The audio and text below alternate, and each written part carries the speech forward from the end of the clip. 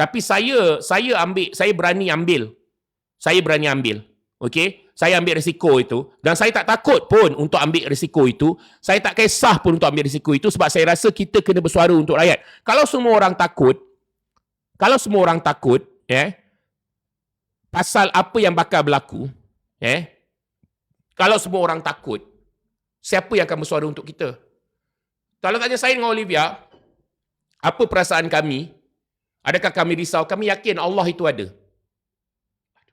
Allah is the best planner. Allah is the best planner. Kan? Kami serahkan kepada Allah dan kami yakin Allah itu ada. Dan tak ada sedikit pun saya rasa takut.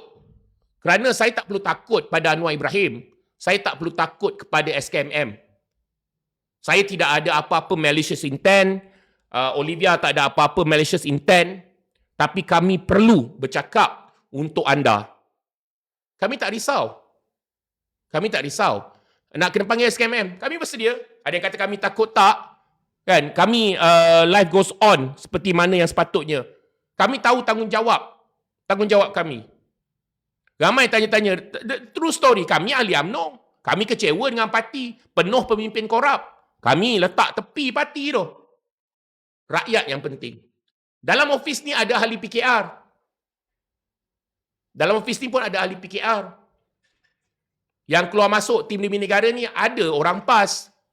Ada orang DAP. Dia ada ramai. Tapi parti tu tak penting. Yang penting adalah rakyat. Parti is a party. Yang penting adalah rakyat. Olivia takut ke Olivia nak kena panggil SKMM hari Rabu ni? Tak, biasa je. Betul? Tak nervous? Tak menangis malam-malam? Tak nyenyak tidur? Tak. Dah buat surat rayuan. Habis tu kenapa you berani bercakap, Olivia? Kenapa you berani bersuara? I cakap tadi, I tak risau sebab kita ada Allah. That is the most powerful statement ever. Terkedu saya. Kan? Kan? So jadi itu kita dah dedikasi diri kita untuk apa rakyat. Jadi kita akan bercakap lah kan. So nak poyo sikit boleh tak? Boleh, silakan. Kalau kita sebenarnya kita kena, kalau kita bercakap macam ni, kita bersuara lantang, kita kena expect benda-benda macam ni akan jadi. Betul. Tak cepat, lambat dia akan sampai juga.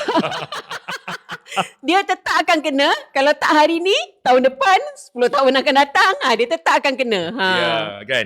So jadi, tapi kita dah memilih untuk bersuara untuk rakyat. Ini yang paling penting. Ini paling penting. Kita berada dalam era di mana rakyat perlukan. Kan? Pertahan kepimpinan kata acah-acah berpodcast. Tapi itulah cerita dia. Kita berada di sini atas sebab. Kan? Kita berada dekat sini.